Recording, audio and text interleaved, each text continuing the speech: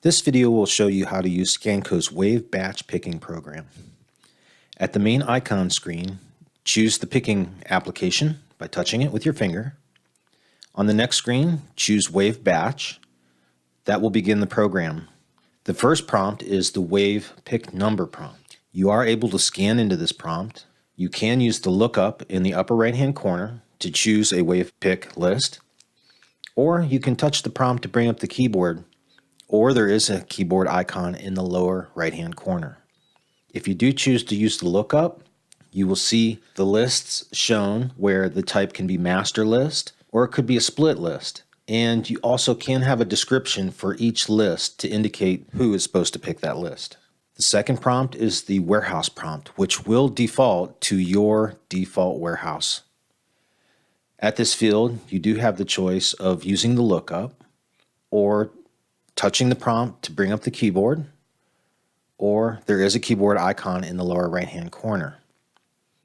If you do use the lookup, you just highlight one of the warehouses that are available to you and move forward. Staging location. At this prompt, you have the choice of using the lookup or the keyboard or scanning. After staging location entry, we display all details about the product that needs to be picked, including the bin number, the item to be scanned, the description for that item, the unit of measure that you need to pick in, the quantity ordered, the quantity to pick, and the quantity picked. Right above the scan prompt, you will notice that the scan item display indicates the item that you need to collect. At this prompt, you do have to enter in the item by scanning it. If you don't have a barcode for the product, you would have to use the keyboard as your entry. At the item prompt, you do have the availability of using the Scan Each feature. For that feature, if you do enable it, then each item scanned will accumulate as a quantity of 1. If you have Scanco SkyPrint, you also have the ability to print labels as you do the picking process. When you touch the printer icon at the top, we display a dialog for you to pick whether you're going to automatically print labels where the quantity of labels is equal to the quantity collected, or you can have a prompt to indicate the number of labels to print, or you can choose the manual process, which is nice when you don't need a label for every item. In that process, you would just touch the printer icon at the top anytime that you needed labels, and will prompt you for the number of labels desired. Also at the top, at the item prompt, you will notice that there is a skip forward button. This will allow you to skip past an item if you are unable to pick that item.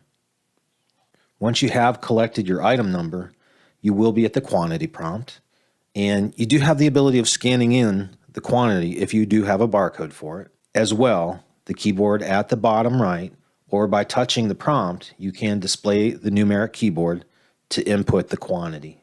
Upon collection of your quantity, you will return to the item prompt, where at the top you have the send button. When you have finished all of your work, you would want to press the send button, and we will prompt you for how you would like to send the data. Would you like to just update the picks that you did for this process, or would you like to finalize the picks that you did?